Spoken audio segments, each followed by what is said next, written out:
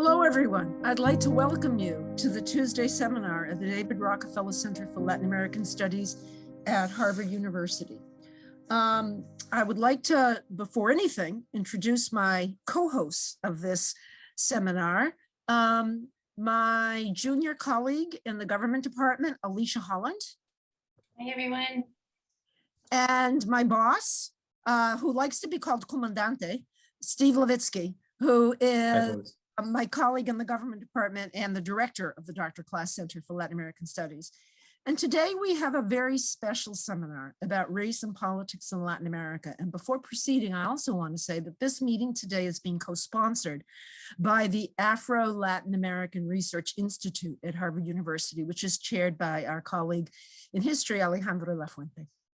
So when Steve became director, he identified some critical issues this year that we thought during the Tuesday seminar that we should address.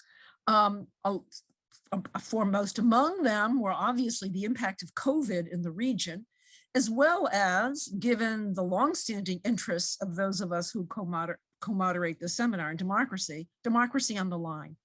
But the third issue that leapt out at us all, given what was happening in the world, was the issue of race. And so Steve designated race as one of our 3 priority areas for this year. I've been looking forward to this seminar for months, and I have the honor of chairing it. And for me personally, it is interesting that we've come to this moment that we've discovered race, or we're paying more attention to it, because I would say when I started studying Latin America, everyone who ever set foot in Latin America could see race and racial discrimination and racial advantage all over them. I'll never forget my conversations in the Bolivian highlands with white elites about Bolivia, what the potential of Bolivian Indians, or my experiences in Brazil, where in a majority Black and mixed race nation, where you never saw a Black person in the jobs that required, it's the job descriptions called for a boa apariencia, or a good appearance. In the ambassadorships, even the reception desk, Black women were maids, or they swept the floor or served coffee in. So we had social disadvantage and social cleavage and a deep awareness of that, but these social cleavages weren't translated at that time into political cleavages, in the sense they weren't politicized. They weren't politicized by political parties, and racial identities weren't mobilized in the same way they have been since Pachacutec in Ecuador, and Zapatistas, and all kinds of racial movements, not to mention the Brazilian movements that I'm more familiar with. So we had cultural movements mobilized around Black identity in Brazil for many decades, but political identity mobilized more recently. So today we're shining a spotlight on that, and we have an all-star panel to do that. And I'd like to introduce our panelists in the order in which they will speak. Our first panelist will be David DeMicheli, who is an assistant professor of political science and ethnic studies at the University of Utah. He has worked on issues of identity, the politics of identity and equality and citizenship in Latin America. And he is looking at the mobilization of identity. He's looking at the role of censuses in doing this, and his work has been published in all the top journals, World Politics, Latin American Politics and Society. So we're thrilled to welcome David for the first time, I think, to the Tuesday seminar at Dr. Klass. Going second will be Natalia Salgado Bueno. Natalia is an assistant professor of political science at Emory University. She has a wide range of interests around distributive politics, the political economy of development. She also studies elections and race. And she focuses primarily on Latin America. And she is looking at particularly at the underrepresentation of racial groups in electoral politics. So we're looking forward to hearing about about that work today. It's been published in World Politics, Comparative Political Studies, again, in all the top journals. She received her PhD in political science from Yale. And our third speaker will be Marcus Johnson, who holds a PhD from Princeton. He is an assistant professor of political science at CUNY at Baruch College. And he specializes in ethnicity, race, and electoral politics in the Americas. He has held prestigious fellowships, the President's Postdoctoral Fellowship at the University of Maryland. He's been at Baruch since 2018, and he is working on Black identity in the region and its politicization. And we are very fortunate to have as a discussant today, who will be our fourth speaker, Danilo Contreras, who is an assistant professor at Wellesley College. You can tell from this introduction that we need our young blood in our disciplines in order to focus us on what we should be focusing on. So Danilo studies race, ethnic, and national identities and how they affect political behavior and, again, representation and mobilization in Latin America. He is currently working on a book project on national racial politics in the Dominican Republic, for which he's used multiple methods, including field experiments and survey research. And he's published also in top journals like the Latin American Research Review. He's also held prestigious fellowships at Williams College and at a place at Harvard we know lovingly as ALARI. Again, the Afro-Latin American Research Institute, as well as the Hutchins Center. So I am going to stop talking, but I want to let you all know, first of all, that while we want to hear from you, we have disabled the chat, but you can put questions at any time during the presenter's remarks in the question and answer function. And the earlier you put them in, the more likely we will be to see them and be able to ask them of the panelists. Also, I would be remiss if I did not say that this seminar does not function without the Dr. Class team of Gabby Patterson, of Jillian Scales, and of Paul Ibarra, who organizes us for this seminar. And Gabby will be dropping into the chat some information on how you can have access to this recording after the event, as well as to get on the mailing list for future Dr. Class events. So I will now turn the mic over to David, and we look forward to the discussion. Well, good morning, everyone. Thanks, Fran, for that very kind introduction. And thanks to the Rockefeller Center for inviting me and all of us here to be here today. I'm very excited about this panel and to share some of my research and some of my thoughts on this topic with you all this morning. I'm going to speak today a little bit about kind of one, I think as we'll all sort of gesture at, I'm sure in our comments, sort of politicizing race or mobilizing along ethnic or racial lines in Latin America has always been seen as something of a challenge or some kind of uphill battle. And in my research, I kind of focus on sort of the mass public and patterns of identification, and in particular, shifting patterns of identification in the past 2 to 3 decades in the region. And I really see this as kind of one of the barriers that has long been in place to or one of the barriers to successful ethno-racial mobilization or politicizing racial issues in the region. And I think it's an important question, and it's worth emphasizing the sort of identification as a really fundamental factor in politicizing something like race or ethnicity. Because of course, when we're talking about identity politics, these are in fact identities. But I think especially in the study of racial politics more broadly, especially if we are focusing on contexts like the United States or say South Africa, the question of identification is also often something that we take for granted.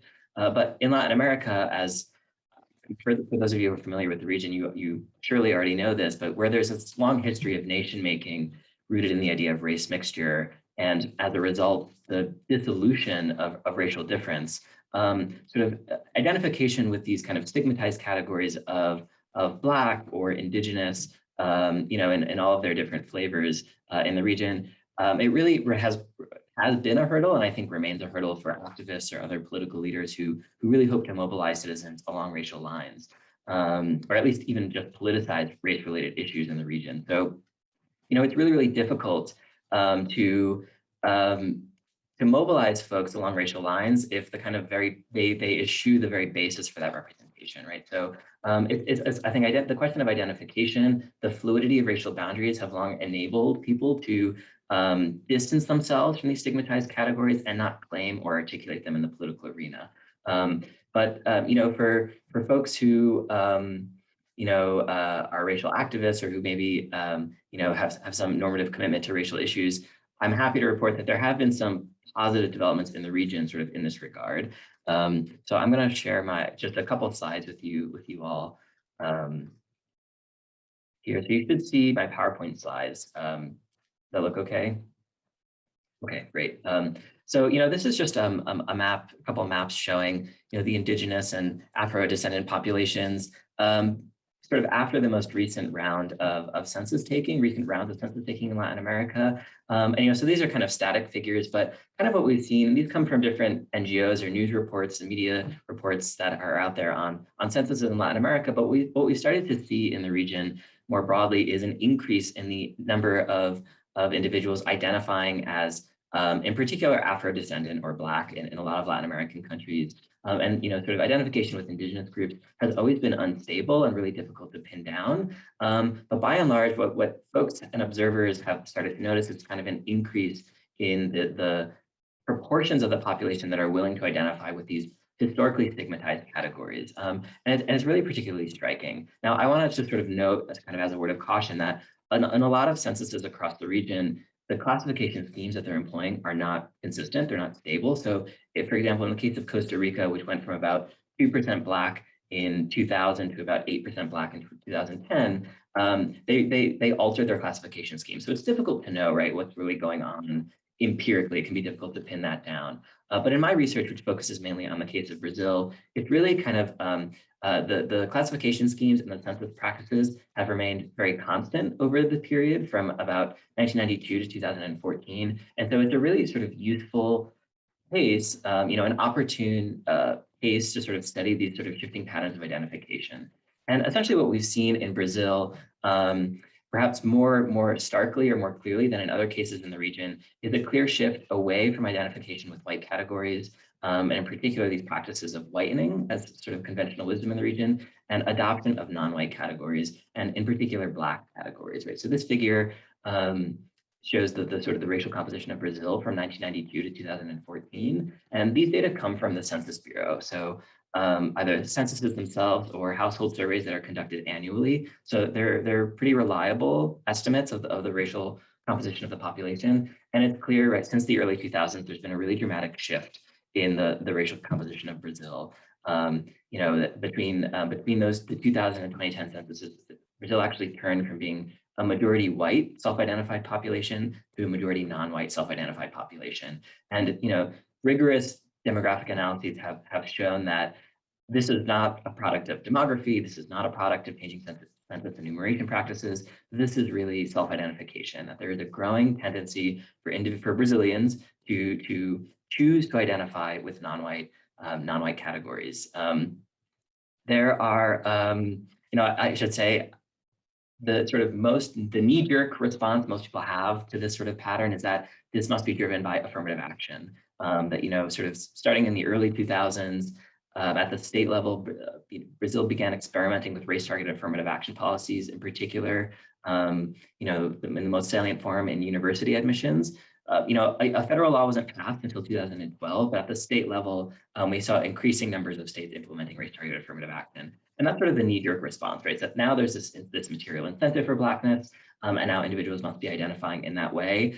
I'm happy to say more in Q&A about why I don't find that to be a compelling explanation for these patterns.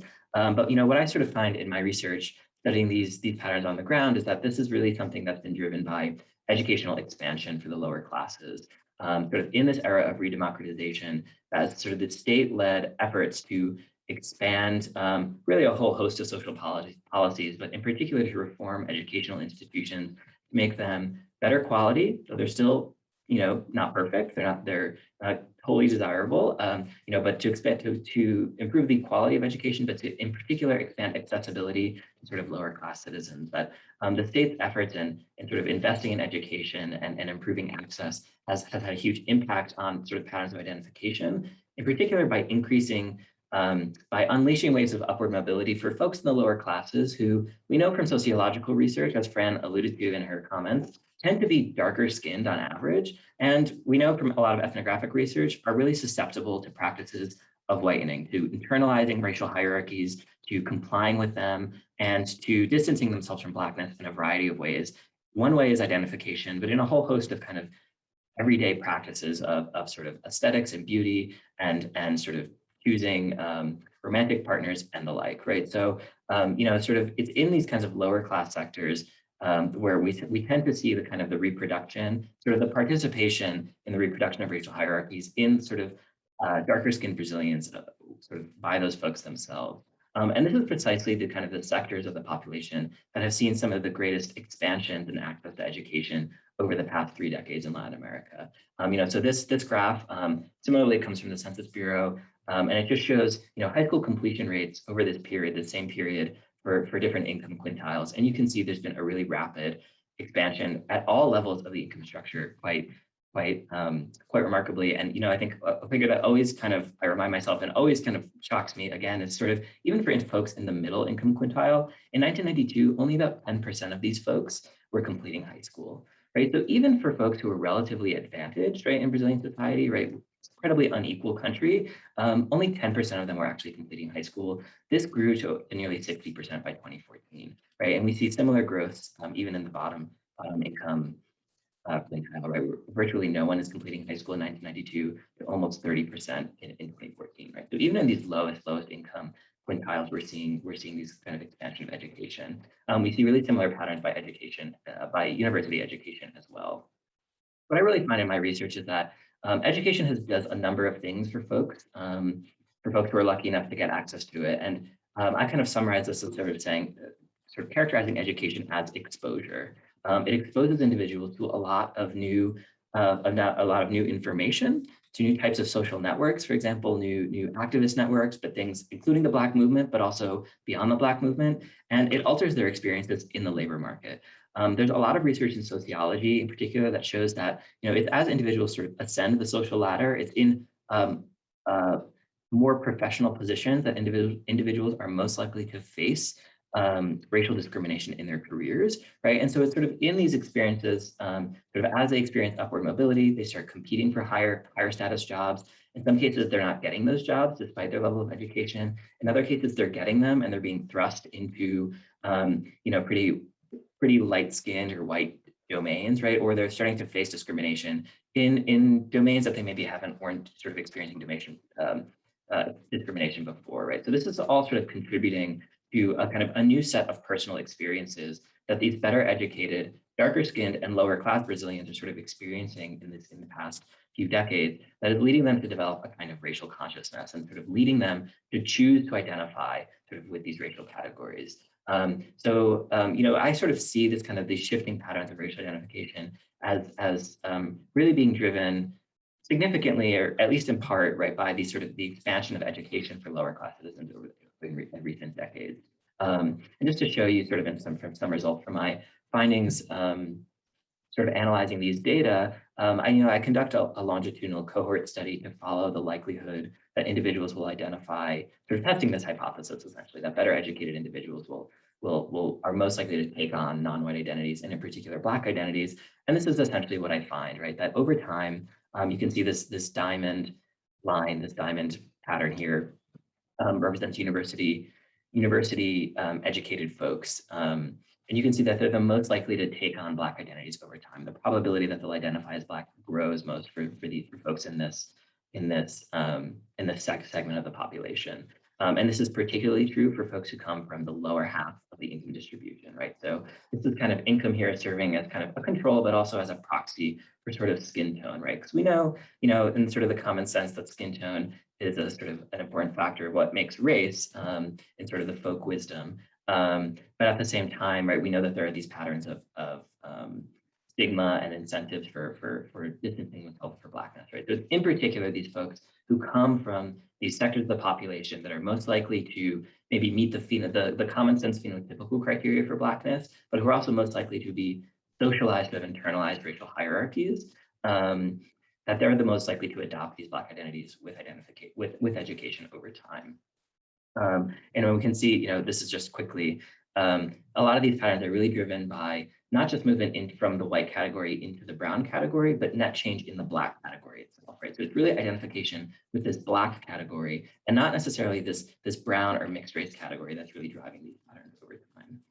And similarly, other micro-level analyses, what I find sort of trying to tap into kind of racial consciousness in particular, not just identification with this Black category, is that, education, regardless of how one is seen, right, whether one is light-skinned, medium-skinned, or dark-skinned, education does have this kind of positive relationship with a kind of racial consciousness attitude sort of in public opinion data, right? So there really is something to be said for kind of the expansion of education and the changing class composition of a particular university-educated society in Brazil.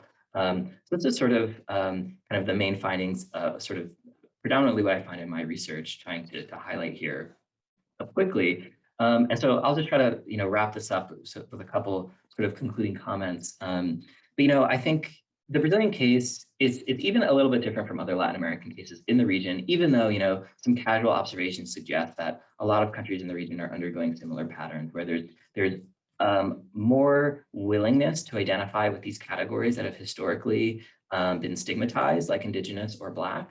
So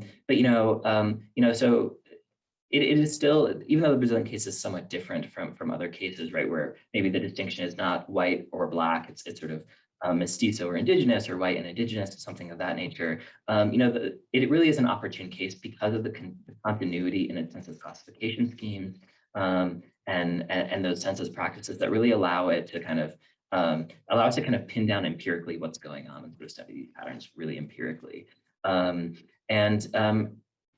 My findings for my research highlight some optimistic developments, I would argue. One of the big positive things is that these educational expansion, the state-led expansion of education for the lower classes is really being driven by the same kind of democratic forces and incentives that also explain the broader social policy expansion that others have studied in the region, right? It's a lot of folks, focusing on this period of time, really look to the 1988 Constitution, the enfranchisement of the poor, removing literacy requirements, and altering the kinds of democratic incentives for politicians to really engage in social policy expansion and to target policies and make policies more accessible for the broader public now that they're sort of responding to those voters in the electoral arena. So in that sense, I see this as kind of a positive sort of story about democratization, right? This is kind of a broader consequence of those institutional changes and the kind of the expansion of kind of social citizenship institutions sort of in the region.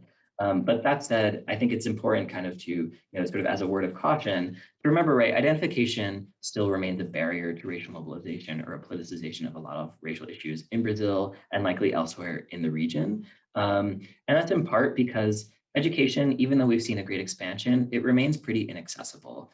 University education is a luxury good now as it was in the past, despite these developments. And at the same time, kind of racial democracy, quote unquote, as a sort of a folk wisdom, it still is very common on the ground. And it's something you hear kind of in response to kind of developments around affirmative action policies, but it's also something you still hear from darker skinned Brazilians who continue to kind of perpetuate this kind of the status quo mechanisms of whitening and things of that nature. But I think looking at Brazil in particular, and more broadly across the region, what's clear is that there's a great degree of flux and instability in identification, and that the trend seems at least to be moving towards greater recognition and acceptance of racial diversity and racial difference. So hopefully that will sort of encourage people to continue identifying with these kinds of categories in order to be able to bring them with them to take these identities into the political arena and articulate them in ways that allow for more policies or better representation along ethnic or racial lines. I haven't said anything so far about Bolsonaro, and I try to avoid that topic if I can, but I'm happy to say more about that. But of course, it'll be interesting to watch, right? Clearly, there's a sort of a cycle of backlash potentially going on in Brazil, sort of around, I think many people would argue that the social policies and the social progressivism of the recent era are part of that. But I think it'll be interesting to continue watching sort of how social or public policies and patterns of identification sort of continue to feed into each other. hopefully as these sorts of policies consolidate in the future. Thank Wonderful. you. Wonderful. Thank you so much, David. And now we will turn to Natalia. All right. Thank you so much for the invitation. It's a pleasure to be here. And for everyone who are organizing, especially in particular the David Rockefeller Center and Afro-American Research Institute. So today I'll talk mostly about the political representation of Afro-Brazilians in elected office. And as I talk about that topic, I'll introduce also the issue of gender intersectionality between gender and race, and the question of political quotas in general in Latin America. So let me share my screen. That works for you? Okay, great. So following up on David's discussion, we know that now Brazil has a majoritarian population. A majority of the population in Brazil identifies as Black. And Black here, I'm using the official census categories of Preto, Black, and Pardo, Brown. And following that, we have a large portion of the population who identifies as White, and a much smaller shares who identify as Asian and Indigenous. So if you compare the share of the population who identifies as Black against the population against those who are running for office, we see some of the distinction. So you can see here, for instance, that in 2014, most candidates for running for office were white. So there's a racial gap between in 2014 of about 15% of white candidates relative to Black candidates running for state and federal elections. The interesting thing about this figure here on the right is that, as you can see, the gap gets smaller over time. And in 2020, the last elections held in the country, the municipal elections, we actually have for the first time that we have documented more Black candidates running for office compared to white candidates running for office, which is an interesting development I'll discuss in a little bit. But well, if you're watching this seminar, if you're interested in the topic, it probably doesn't adjust well with your views that there's a lot of inequality in Latin America in general and in Brazil about access to political office. And it's especially striking given that in the last federal elections, out of 513 legislators, federal legislators, only 125 identified as Black. There was a single Indigenous person, and 14 out of 54 elected senators identified as Black. So that leads us to the actual problem, is that it's not necessarily who is running for office, but who's getting elected to office. Here we have, again, the 4 election cycles in Brazil since 2014. And as you can see here on the left side panel, most the white politicians are winning at much greater rates than they are running, whereas Black politicians are having access to office at lower rates in which they are running. So for example, just take 2018, the last federal elections, about 72% of white politicians, elected politicians are white, and about 52% of them were white politicians were running for office. And you have less than 30% of elected Black politicians and almost 50%, 47% Black politicians running for office. So the gap here really is here about who is winning office, which is not something new for those who study this type of topics in Latin America. So what are the explanations for this type of phenomenon? Well, one common approach to this is just looking at discrimination and attitudes. The existence of discrimination toward Black candidates might just be a reflection of discrimination to Black individuals in other realms of society as well, not just in the electoral realm. There's also the question of attitudes that, as we discussed here before, race has relatively lower salience compared to other electoral issues, and that might not help the case for Black candidates who are running also on racial issues. Another interesting approach to this is, look, even though you have high rates of Black politicians running for office, the recruitment is very uneven in terms of quality of the parties that are recruiting different candidates. So as you know, Brazil has a wide range of parties, and they vary a lot in terms of support they can give to candidates and how likely they are actually to reach political office. And we usually tend to see Black politicians running for smaller and medium parties and not to the larger parties who actually have more chances to having access to elected office. Another explanations that a lot of the mobilization around race issues in Brazil and Latin America in general are mostly in civil society organizations, but lacking a strong connection between the civil society organizations and political parties might also make it harder for Black politicians to actually win access to office. And finally, the explanation I'll be focusing on here today is the access of resources. Campaigns are expensive and money is a big predictor of who wins office. And Black politicians have access to fewer resources from political parties, from donors, from contributors in general, and from their own personal wealth to run for office. And that also might make them disadvantaged in getting this step forward in actually winning office. A point that I'll highlight here today is the role of intersectionality.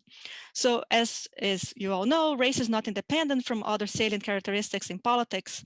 Similarly to Black candidates, female and working class candidates also fail to have their presence in elected office comparable to the numbers they have in society.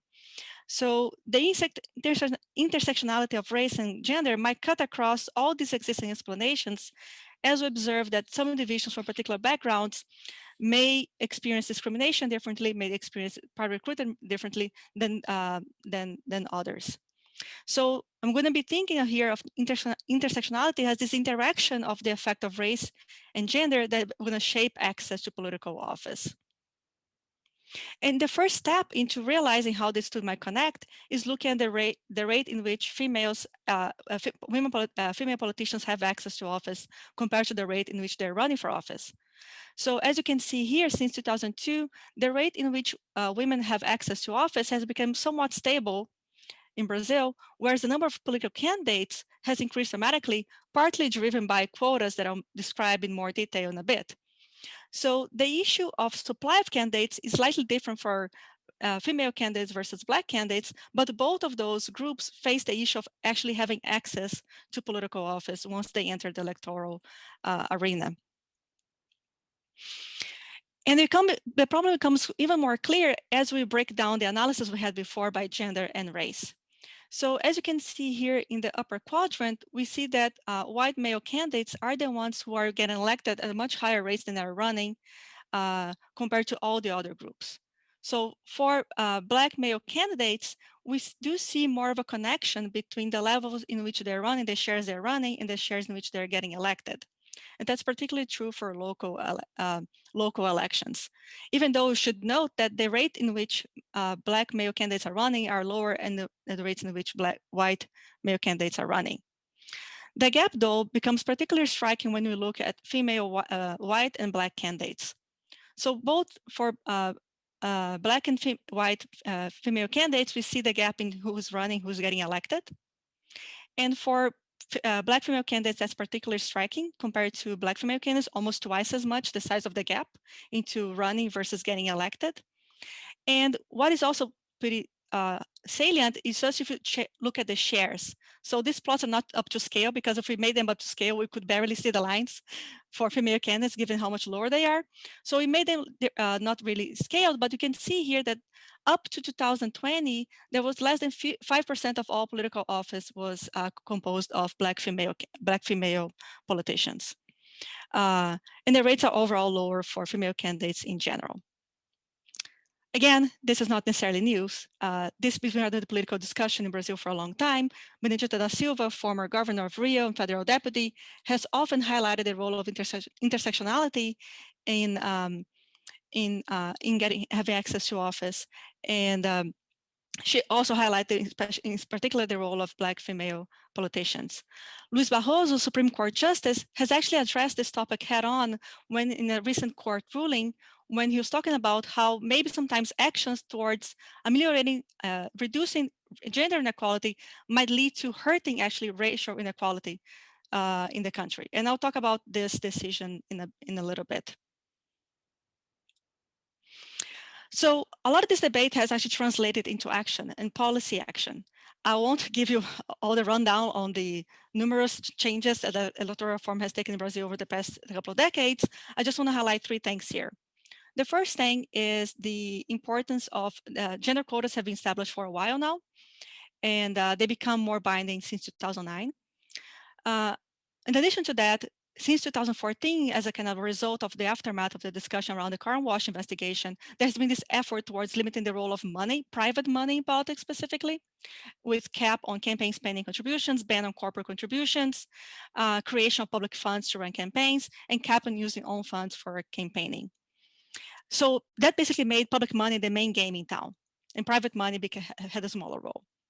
And now the two things I want to highlight is the enactment of party-funded quotas for female candidates. So 30% of all public funds now need to be allocated for female candidates. In 2020, somewhat of a surprise court ruling as a response to Benedito da Silva's action, party fund quotas for Black candidates as well. And the way these quotas work is, let's suppose a party has 100 candidates, and 30 of those are female. And of those 30 female candidates, 10 are Black and 20 are white. Funds need to be allocated proportionally to these 10 female candidates, Black female candidates, and these 20 white female candidates. And the same thing for men. So basically, this kind of intersectional reform is pushing for the proportional allocation of funds to the number of candidates who are running. And I'm actually checking how many time, Francis? Can you finish in 5 minutes? Yes, great, thanks. So the question I'll be asking some evidence for today is, can this type of intersectional reform boost descriptive representation? The first thing when asking that question is actually seeing if the reform intended its immediate aim, which is to change the allocation of funds across gender and race. So what I'm showing here in this first figure, in this first table, are the shares of party funds in state and municipal elections. So we have here 2014 and 19 are state and federal elections, 16 and 20 are local elections. And here up in each column, you're summing up the total amount of party funds for candidates. So the first thing to note is that in 2014, female Black candidates received about 2% of the overall funds given out by parties, and white male candidates received about 70%. Over time, though, you can see that Black female candidates have largely increased the shares they received. So in 2020, in the last election, they received 13% of the party funds. Even though there's a marked increase, especially for Black female candidates, there's also an increase for female candidates in general and for male Black candidates too. But note that even in 2020, with the enactment of those quotas, we still see that white male candidates receive more than all female candidates combined, and more than also all of the other groups. But still, the trend is quite clear, and the group that has been affected the most in terms of receiving fewer resources has been those of white and male candidates. But that's not exactly a direct test of the law itself yet, right? Because the law was saying that we should be allocating proportions to the number of candidates, so that's what we do next here. What we have now is the share of party funds over the share of candidates, and the closer the number here gets to 1, it means that the closer we are to the spirit of the reform, meaning that we have the proportion of funds going to the proportion, matching the proportion of candidates in that election. That's for 2020. So before we get to 2020, let's look at 2014, where we didn't have these quotas, and we see here that female candidates and Black candidates, female and male, were receiving a lot less than they had over the share of candidates. We see that over time that changes, and by 2020, we have much more equitable distribution between female candidates for Black and white, whereas we still see fewer resources for Black male candidates compared to male white candidates. One interesting thing to note here, though, is that we saw a greater increase between 2014 and 18 than we did for 16 and 20. And the reason why that's noticeable is that the greatest increase here, the difference, the greatest change happened before the election reform took place that enacted the quotas for women. So although these correlations and these trends are telling, there might be some other patterns going on that are driving these changes that are not necessarily through electoral legislation. And that's kind of the puzzle we're pondering about here too. So I wish I could give you the answer to the question I posed. Sorry for setting up expectations higher than I could deliver, but we are actually still working on this. This is a quite tricky problem because, as you can see, there are a lot of things going on at the same time. It's not just about the racial quotas, but there are changes in legislation about private funds, banning on coalitions for proportional races. So there are several changes at the same time. They're still working out to try to parse out what is exactly the effect of those quotas.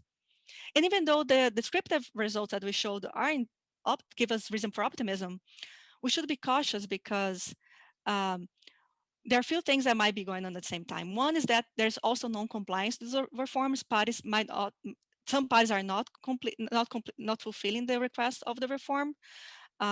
There's also a lot of heterogeneity across parties. Some parties might be following the legislation, while others are not, and especially if major parties are not, that leads to the undermine of the overall effects of the reform into getting more female and Black politicians into office.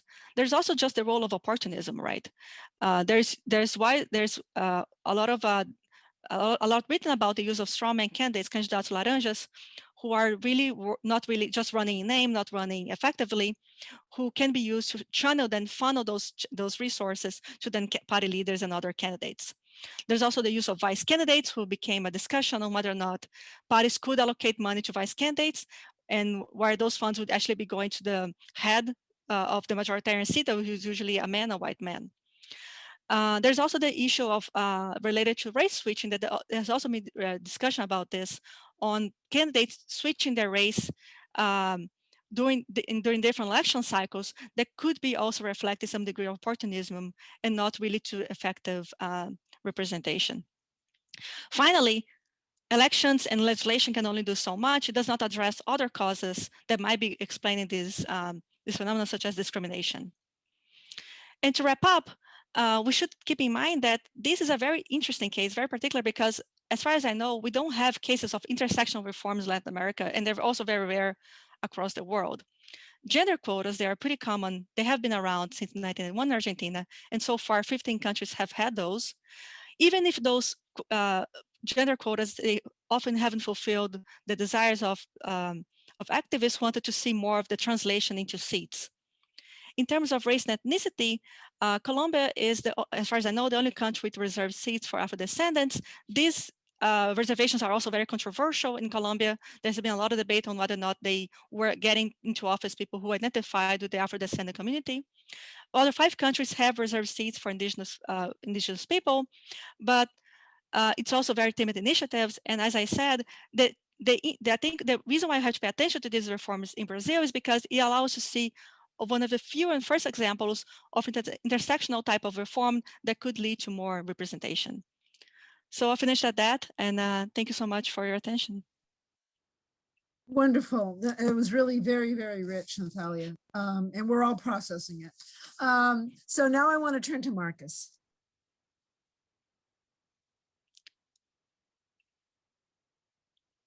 All right, I always forgetting to unmute myself in the Zoom world. So thank you all for the invitation. It's really exciting to present my work today. I'll try to really stick to some of the snapshots of our findings and open up some questions or things for discussion in the Q&A. This is joint work with co-authors Ali Atiq Ahmed at NYU and Mateo Vasquez Cortez at ITAM. And we're in this talk, and I'll present our research, but also kind of thinking more broadly about how a focus on the Colombian civil conflict can help to think about salience more broadly, how we think about salience and talk about salience in the region. All right. So the main question that really kind of motivates my research is, under what conditions do race and ethnicity function as salient factors to political behavior in Latin America? And so usually when we're talking about salience, we're kind of talking about 2 things. On the one hand, we could be talking about when racial or ethnic or gendered identities are subjectively important. So these are important in the eyes of participants in political behavior. And then in contrast, we can kind of think about these conditions where these factors are objectively important. And I put that in quotes, meaning like in the eyes of the researcher, where the eyes of the researcher identifies these factors as playing an important role. And so I've been trying to break this down recently in some of my work. And kind of putting these into two general buckets. On the one hand, we can refer to something of what I call discursive salience as race and ethnicity being politically salient when elites or mass political behavior is explicitly motivated by or framed through the lens of ethnic and racial identities. In this case, individuals kind of perceive themselves as members of an descriptive category. They feel some sort of attachment to those categories, and then that attachment can be drummed up and mobilized and coordinated into group political behavior. And we can maybe juxtapose that to, not necessarily contrast, to structural salience, conditions where race and ethnicity are salient when they function through superficially non-racial factors that are encoded within a society's racial structure, and that then these same race-neutral factors get drummed up and mobilized and coordinated into political behavior. And so in some of my previous work, I've referred to this as disproportionate impact discrimination in the context of vote buying. In this case, we can kind of think about this as identities becoming salient when we get these non-racial factors activated and mobilized that then kind of create the substantial overlap with racial boundaries. And so as both Natalia's presentation and as David's presentation both show, there's amazing and incredible and exciting scholarship and discursive salience, kind of thinking through how individuals perceive themselves in categories and then how those categories get mobilized. And there's also kind of some of these questions about what happens when these non-racial factors get mobilized, what happens to Black voters, what happens to Black participants in Latin America. And so kind of a focus on structural salience as well, I think will help to, continue to deepen our study of racial salience in the region. And so I hope that by walking through this project and some of our illustrative findings, it'll illustrate the theoretical and normative importance of disentangling these forms of salience. In 1993, Colombia enacted a historical piece of legislation, Law 70, which is the Law of Black Communities. And this created a legal structure for Black peasants communities to delimit their geographies and to collectively title their land that they had occupied in some cases for decades and in other cases for centuries. This is a really hard-won victory by Black social movement groups that allied themselves with indigenous social movements. And so on December 13th of 1996, 6 Black communities in the municipality of Rio Sucio received their formal title to ancestral lands.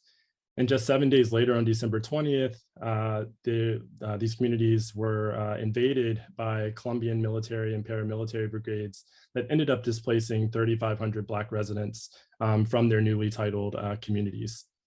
This wasn't a one-off type of event. This happened into the months that followed. And we see this cycle kind of continue into the 21st century, really kind of changing the demographics and the geography of the Colombian civil conflict.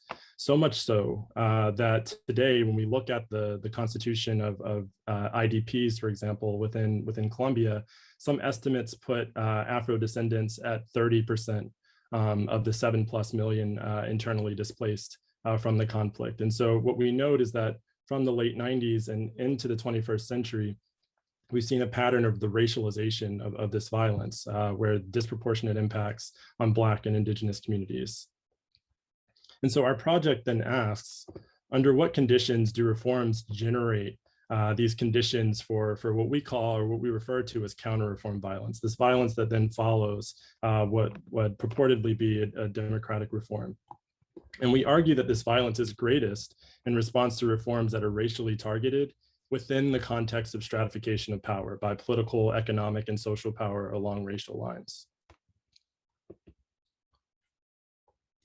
And so, we have 2 main findings, I think, that round out our inquiry in the paper. And the first is that it's these targeted reforms, the reforms that target beneficiaries by race, that predict more violence in contrast to non-targeted reforms, more universally based reforms. And so I'll mostly let the figures kind of speak for themselves in this case. But first, focusing on the figure on the left, we can compare violence in the year of titling. So this is year 0, the year in which titles were implemented in a given municipality. And we can look at the levels of violence, and this is paramilitary violence in the Colombian context, compare in the years preceding year 0 and the years following. And what we see is that, comparing the time after titling, the time after the implementation of this reform, and municipalities that were treated with Law 70, we see a large and significant jump in armed attacks in the years that follow. And second, if we compare kind of this temporal relationship that we see in the reforms that were racially targeted, so targeted to collective communities, Black communities in the Pacific Coast, if we compare these to non-racially targeted reforms, just general peasant land reforms, we don't see that same systematic jump in violence in the years following the implementation of titling. So it's not that land reform doesn't predict violence if it's not racially targeted, but we certainly see a more stark and sharp increase in violence, specifically in response to racially targeted reforms. So I'll walk through why we think that is in a moment. And another really important finding from our research is that we actually see this violence in the places where we would arguably least expect them. In particular, we see this violence in the places where state coercive capacity, the institutions that we would typically think of as responsible on the ground for enforcing compliance with reform, are actually greatest or more prevalent. And so specifically focusing on municipalities, sorry about that, municipalities with a larger number of courts, larger number of police inspection posts, we see that violence is actually, following titling, is actually is greater and more significant in these places where the state itself is most present.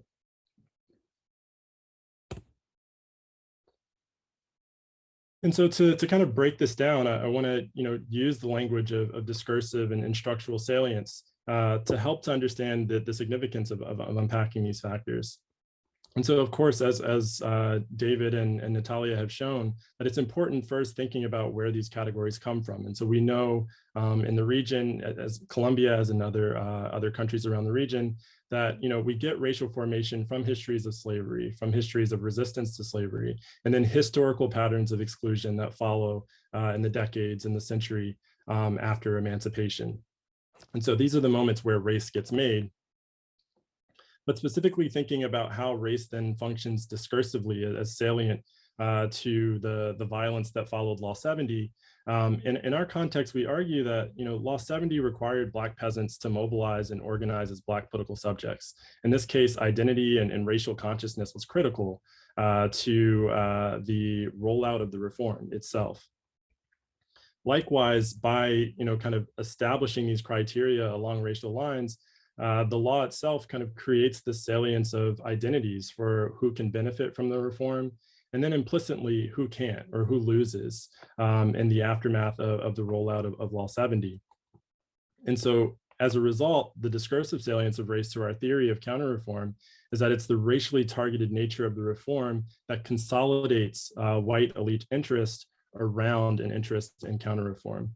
And so in this case, what we get from a focus on discursive salience is a real understanding of the motivations for why this violence would follow a reform such as Law 70. But we also, I would argue, should consider the separate role at which racial structure helps us to understand how this violence gets implemented, the mechanisms that elites are able to use to effectively counter the reform. And race is structurally salient because it helps us to understand how elites specifically were able to do this.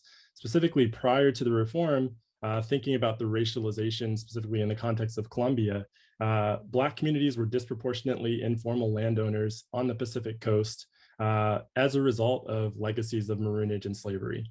So the geography of Black communities along the Pacific Coast and these lands that would eventually receive land titles itself is structurally determined somewhat from the history and the geography of slavery.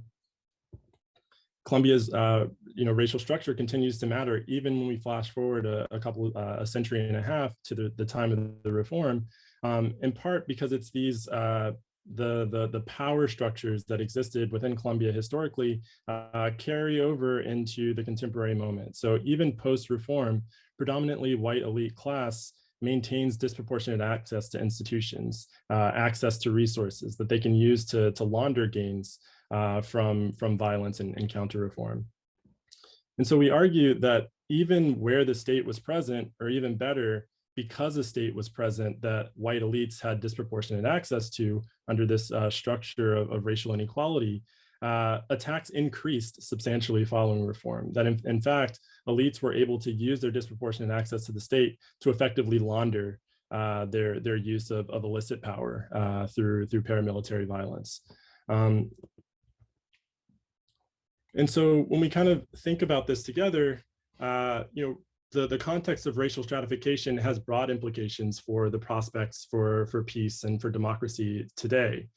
Even 5 years after the peace deal, we're still kind of seeing these same racialized patterns of violence. The violence and burdens of the civil conflict still continue to fall disproportionately on Black and Indigenous communities. In some cases, these are the exact communities that voted for the peace deal. Their social leaders and their activists, the displaced members of rural communities now concentrated in some of the most marginalized urban geographies. This is all kind of the context in which we're kind of rooting for a successful transition to peace in Colombia. But the implication is that we won't see an end to the conflict without addressing these structural conditions that make these communities disproportionately vulnerable to the violence in the first place.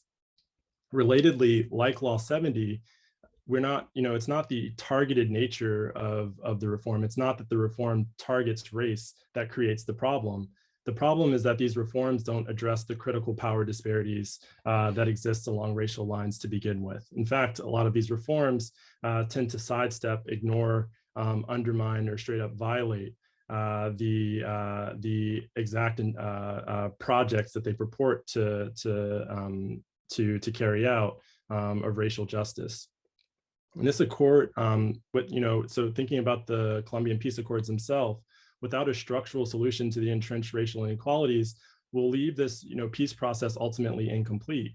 And extending more broadly, leave democracies and democratizing institutions susceptible to elite capture and backlash. And so this isn't, while Colombia kind of presents one of the more stark examples of violence following racially targeted reforms, this was a project that swept the region in the late 90s and kind of took on force in the 21st century.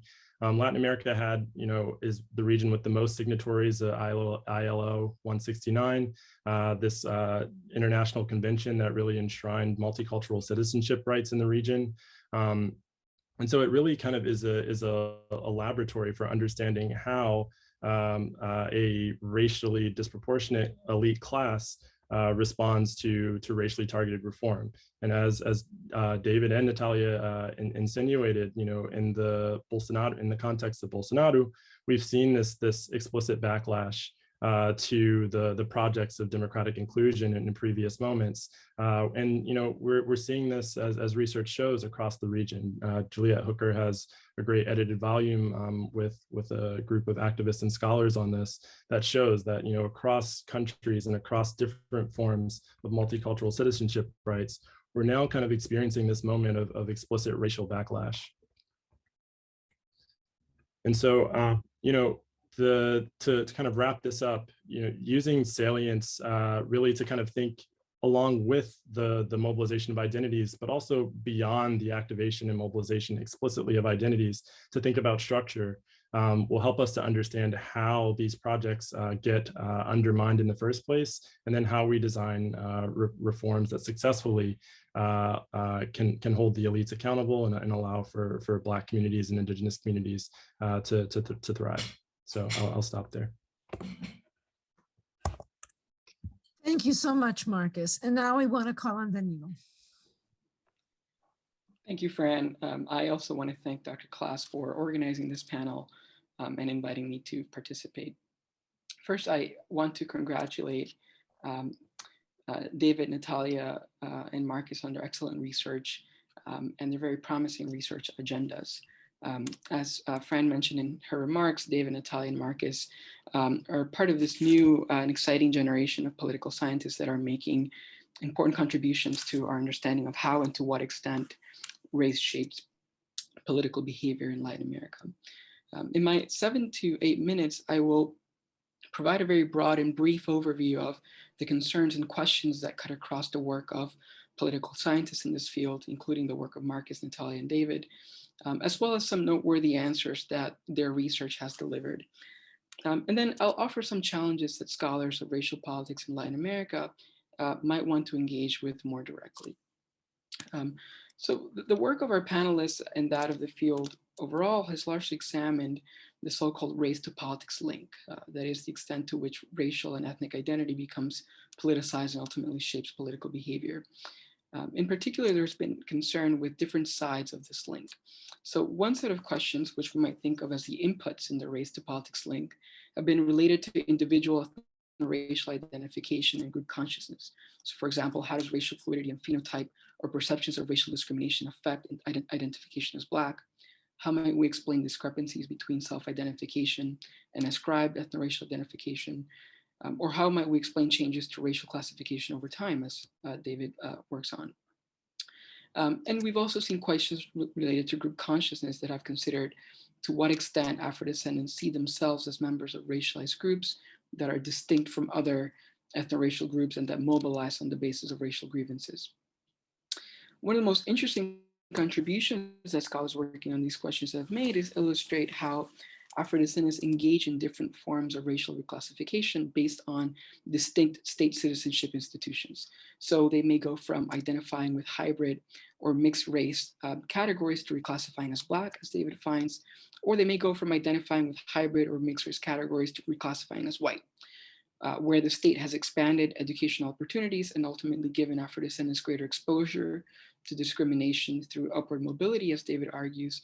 Afro-descendants have dealt with economic stratification and racism by racializing their political identities and reclassifying as Black.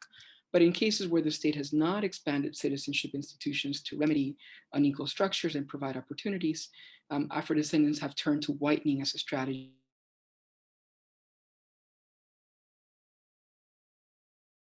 As such, understanding of how changes in racial identification and reification in particular might be tied to institutional change or institutional stasis, as well as who might be more likely to reclassify toward whiteness or Blackness. In addition, the work of David Marcus and scholars like Danielle Cleland and Gladys Mitchell-Walther, for example, have done a great deal to unpack, disaggregate, and test group consciousness. They've helped us consider the different dimensions or measures of group consciousness, such as affect and collective efficacy, and moved us away from an understanding of consciousness based entirely or primarily on linked fate.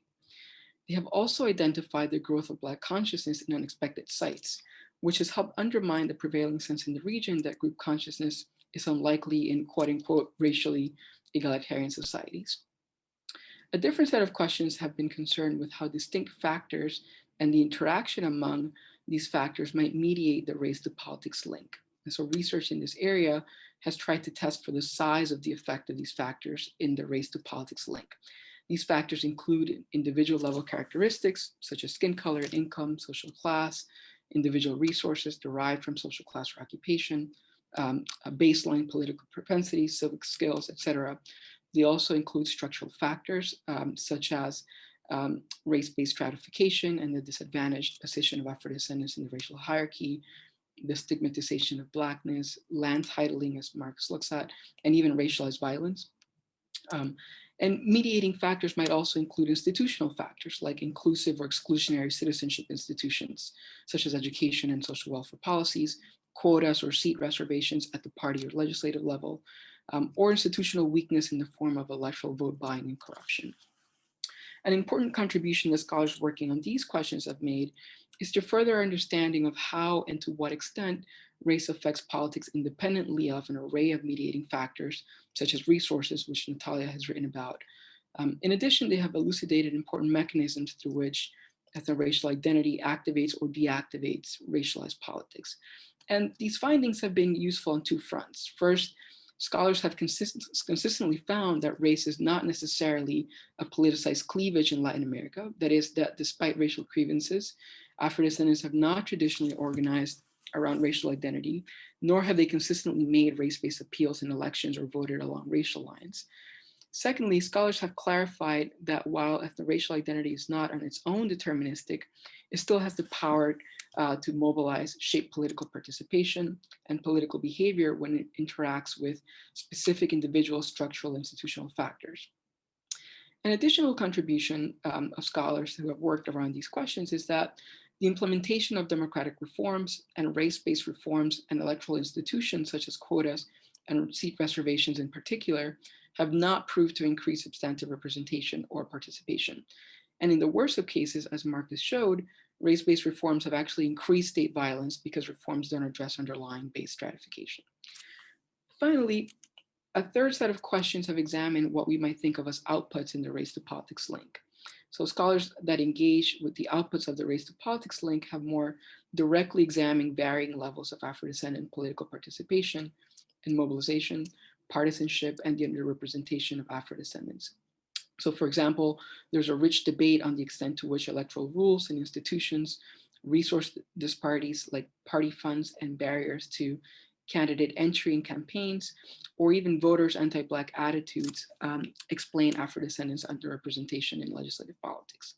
Natalia's own work and her work with Thad Dunning, as well as the work of scholars like Andrew Janus, have also waded into this debate. And although scholarship on these questions have reached mixed findings, one contribution they've made has been to help us move away from thinking about deficit of representation in Latin America as a problem based on the supply of Afro-descendant candidates and toward a problem of winning office for Afro-descendant candidates. They've been especially helpful or useful in helping us understand why Afro-descendants who mobilize in social movements do not necessarily enter formal electoral politics. And this scholarship has also been key to identifying greater areas of convergence between Latin America and the United States when it comes to factors that contribute to descriptive representation and substantive underrepresentation of Black people. Despite numerous contributions, however, there are vexing challenges to studying racial politics in Latin America that scholars in this field would do well to pay attention to. One challenge has to do with the methods that we use to study racial politics in Latin America.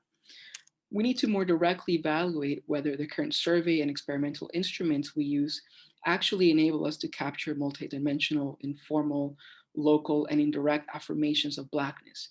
These affirmations are not exactly expressions of Black racialization, and they do not rise to the level of consciousness. So how do we measure Black affirmations? How do we do so cross-nationally? And what do we do with them?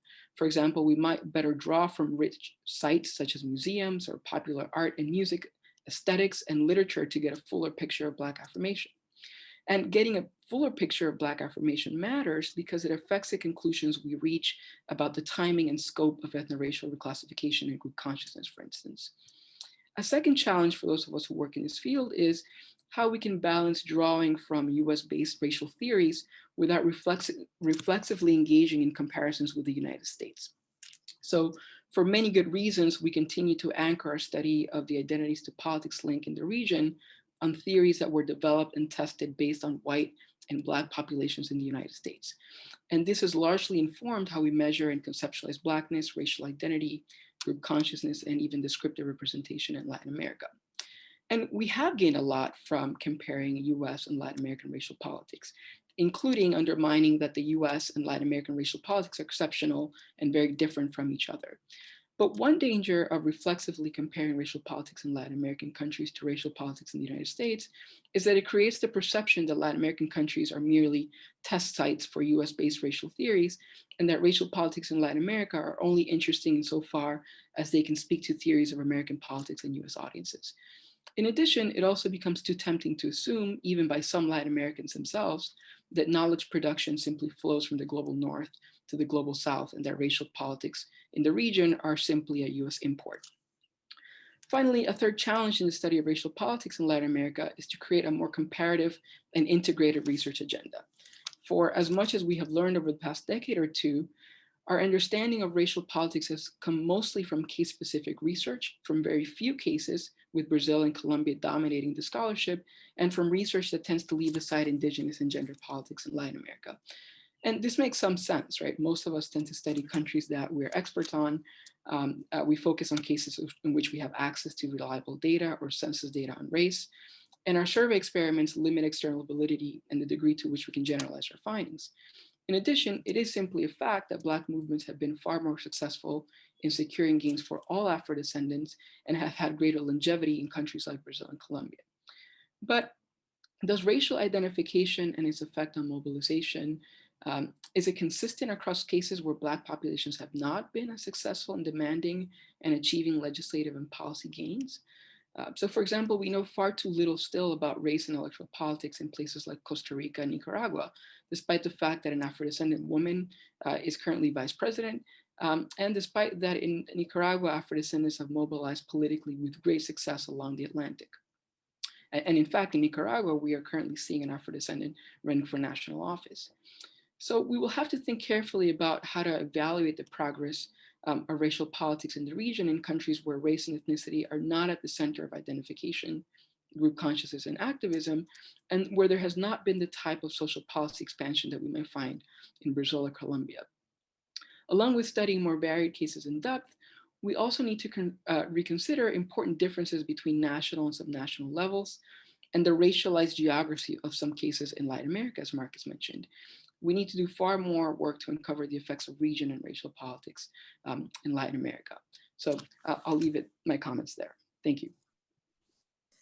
Thank you so much. You know, it's really not an easy position to be in, to hear such rich presentations of such wonderful research and thoughtful comments from our discussant, and just be continuing to send messages saying, please, please, we're running out of time. But we are running out of time. We really should close in 10 minutes. Because people have got commitments at Harvard at 1:30, and we like to give people a 5-minute break between them. So I'm going to do something a little unusual, and that is add one question to Danilo's very thoughtful comments, and then ask the panelists to each take just a couple of minutes to respond to whatever they feel like they want to respond to. There isn't time for you all to respond to everything. I'm going to just take a couple of questions from the chat and put them in the context of a larger question that I have. And that is, given that we have really interesting presentations about the formation of racial identification and the shape that takes over time, and both the excitement and the frustration of reforms to redress racial disadvantage, inadequate racial representation in Latin American politics. We know there's been an increase in racial identification, and there are questions in the chat. I've got questions about where that comes from, and we've got some really intriguing ideas put before us. But if I could sort of summarize, I'm thinking that one question is whether states make race. This goes back to sort of Melissa Noble's work on whether or not censuses get people to identify differently, or whether states. Malatun wrote an influential article that what really turned the corner in Brazil was the preparation for Durban, the anti-racism conference at Durban, and the Brazilian state's recognition of its own past discrimination. And the alternative explanation is usually social mobilization. Where did these policies come from? They came from Black activists who worked very hard to make, or indigenous activists in other countries, to make this happen. And David gives us this intriguing middle ground. Well, you know, there's actually experiences in educational institutions, in the labor market. And we have a question about this in the chat as well, in the question and answer as well. But I guess I want to ask all of you, given the obstacles of the myth of racial democracy, of the Mestizo nation, even of Mariátegui, as I remember my Peruvian political theory, how do you all see this weight between social mobilization and state action and the law, including, I guess, judicial rulings from Barroso, and how does that affect the kind of responses we see from anti-Black violence in Colombia to the ambiguous results of reform, of campaign finance reform in Brazil? So where do we think, how do we position identification to reform to outcome? Where is this identification coming from? That's going to be the question, and going along with identification. Very quickly, if anyone wants to tackle this, we have a question in the chat about plastic surgery in Brazil, and I might add the decreasing use of chemical straightening of hair. Is this another measure of another way we can measure racial identification in Brazil. And is immigration around Latin America, into Latin America, and across Latin America, cross-border immigration, is this affecting racial identification? I'm going to leave it at that and give all our panelists 2 to 3 minutes to respond to whatever you feel you can respond to in the order in which you spoke, which means we start with David. Sure, thanks. And thanks for the great question, and thanks for these excellent comments, Danilo.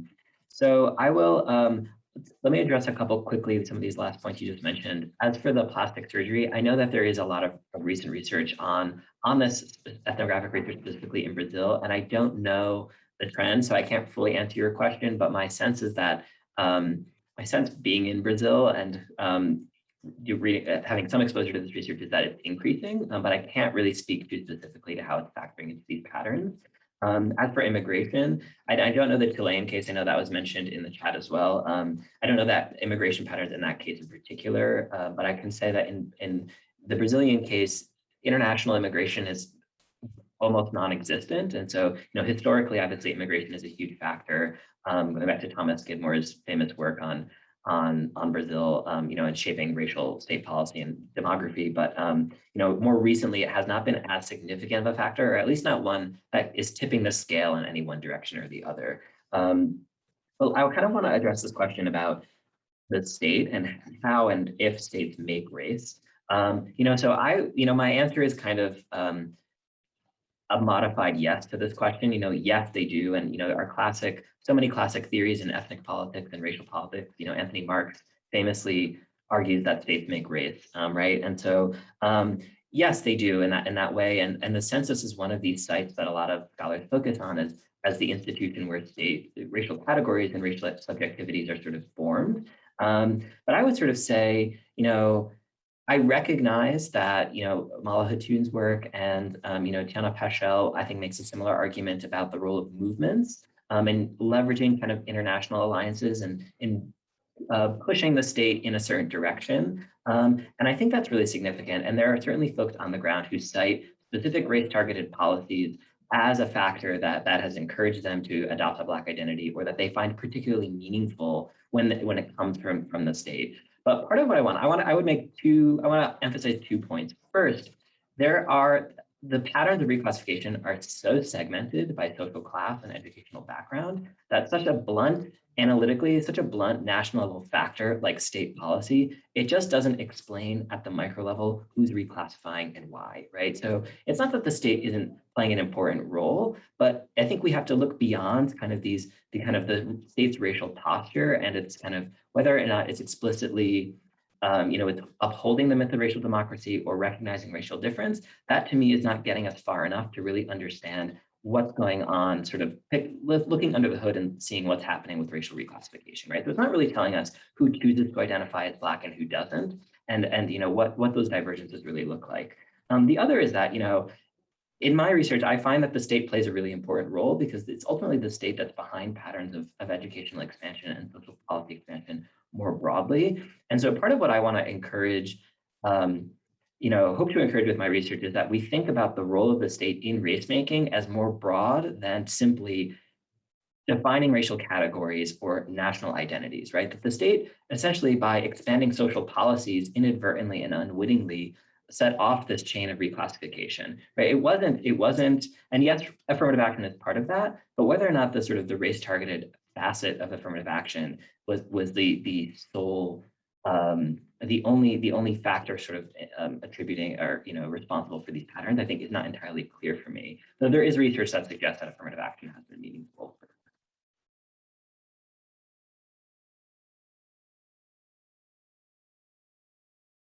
Sorry, I was having trouble unmuting myself. Wonderful, thank you. Natalia.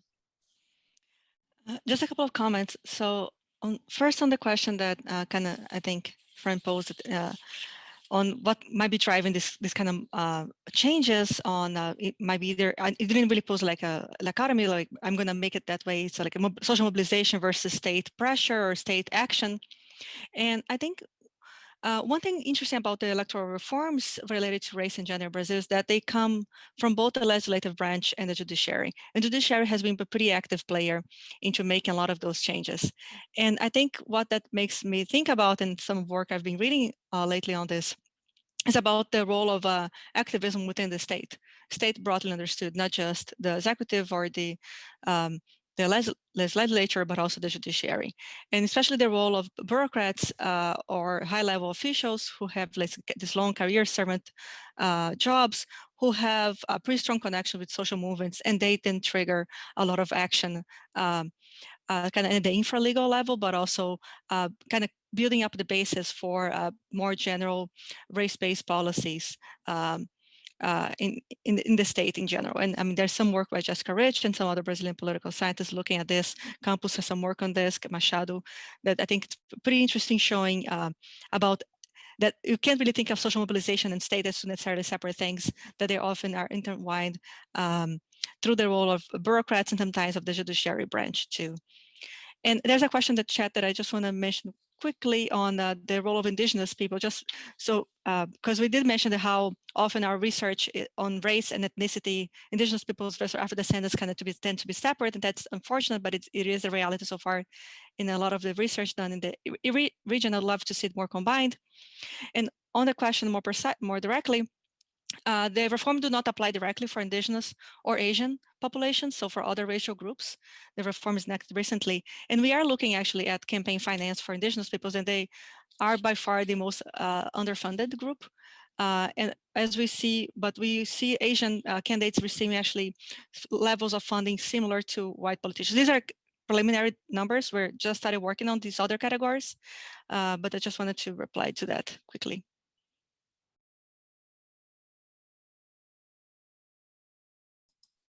And I thank you for doing that. I wanted to ask that question. I was trying to discipline myself, but I'm glad you saw it and addressed it. So thank you so much.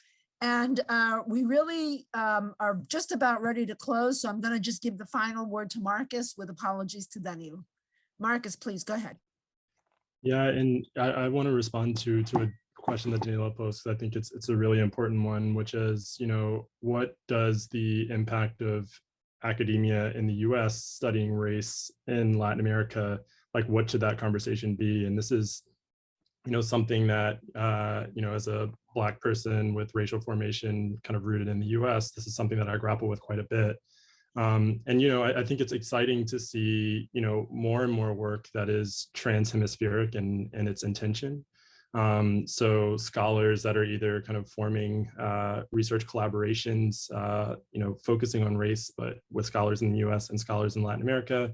I think it's also exciting to see Latin American scholarship kind of drawing explicit links on what we can learn from Latin America in, our understanding of racial formation in the US. Christina Su has a paper with Jonathan Martin, I believe, kind of focusing on this question of what can Latin America teach us about racial formation in the US. And so I believe that this 100% needs to be a transhemispheric effort. So one that has Latin American scholars in conversation directly with the US literature on race and racial formation. But kind of keeping in mind that there is, I think, the root of stratification that helps us to make this conversation and should kind of encourage us to make this conversation explicit. So I want to maybe with a couple more minutes, if Danilo can maybe say something, I'm not sure, but I'll stop. I would love to invite Danilo. Well, Danilo, if you can say something in 20 seconds, you can talk, but we really don't have time for another few minutes. But That's okay, friend. Don't worry. I know we're rushed for time. That's okay. Okay. Well, I want to thank you all so very much. This was just a wonderful conversation. We're so happy. We look forward to having you back in time, better times in this country and in the world. And meanwhile, thank you all so much. And next Tuesday, please do check in when we will be focusing on Peru's presidential race. We look forward to seeing you back here then. Thank you all again. Thanks, everyone.